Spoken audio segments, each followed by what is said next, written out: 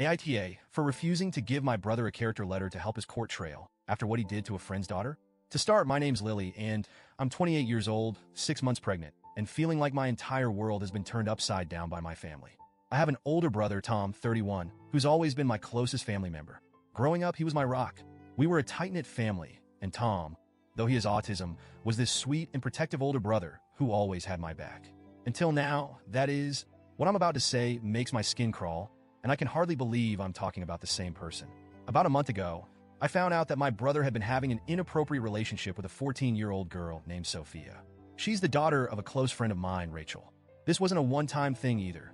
Evidence shows this had been going on for months. The text messages Rachel showed me were explicit and left no room for doubt. They even proved that he knew what he was doing was wrong.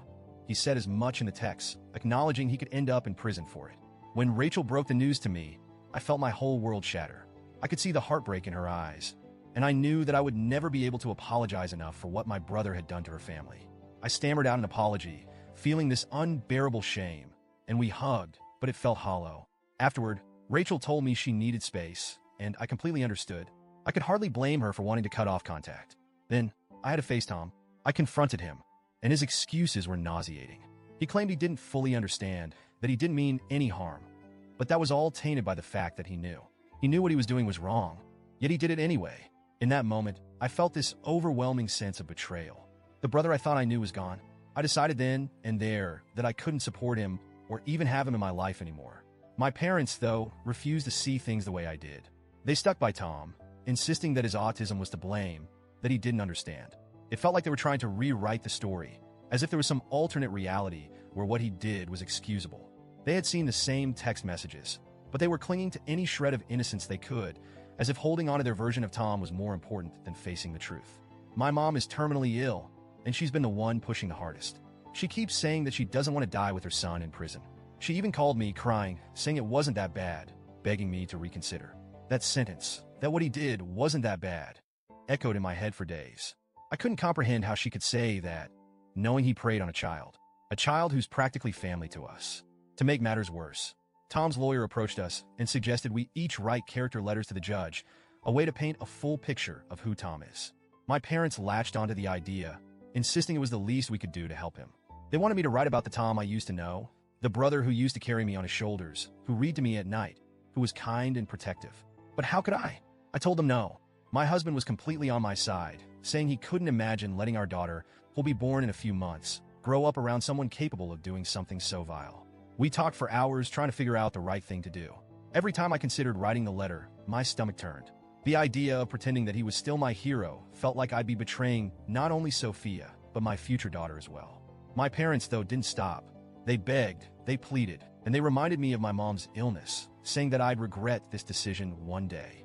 But how could I prioritize my brother's future over the safety and well-being of others? How could I help him avoid accountability?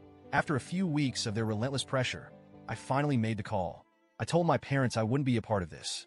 I wouldn't write a letter, I wouldn't visit Tom, and I wouldn't let him be a part of my life or my child's life. My parents were devastated, especially my mom. She accused me of abandoning the family, and in a way, I guess I am. But here's the thing. I refuse to enable my brother. I refuse to pretend he's some innocent, misunderstood person when he's hurt a child, especially a child I know and love. And I refuse to stand by while my parents try to brush this under the rug. I've since cut off my parents entirely. I want my child to grow up in a family that stands up for what's right, not one that makes excuses for something so inexcusable. It's hard. There's no other way to say it. It's gut-wrenching. I always wanted my child to have 2 sets of grandparents, but I realized that my husband's parents will be enough. We'll create our own family, one that isn't tainted by denial and excuses. As I sit here now, I feel a strange mix of sadness and relief. It's like I'm mourning the family I thought I had. I miss the closeness we shared, but I can't overlook what's happened. My only hope is that Rachel and Sophia can find peace somehow, though I know my family's betrayal must sting deeply for them. My husband has been a rock, reminding me that we're building a future based on integrity and safety for our child. I know deep down I did the right thing, even if it feels lonely right now. It hurts, but I refuse to let my child be exposed to people who would justify or excuse such behavior. I'm not sure where I'll go from here, or if my family will ever forgive me. But for the first time, I feel like I'm truly standing up for what I believe in. So, Reddit, AITA for refusing to give my brother a character letter?